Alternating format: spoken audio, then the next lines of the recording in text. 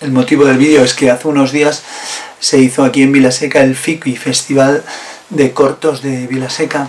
Nosotros el año pasado participamos, este año no ha sido posible porque teníamos mucho trabajo, y dentro de los apartados hay una cosa que se llama In Situ, que os animo a que participéis porque es muy interesante. Los organizadores te dan unos temas y tú tienes que hacer un vídeo en base a esas ideas, esos objetos que te entregan para poder hacer el vídeo. El año pasado hicimos el vídeo, he esperado un año para poder subir el vídeo porque todavía estaba vigente este año, y nada, agradecer a la gente también de In Extremis Film Service, que siempre querían ver el vídeo y únicamente lo vieron el día del estreno, y bueno, para ellos va el vídeo y para todos vosotros. Espero que os guste. Hasta ahora.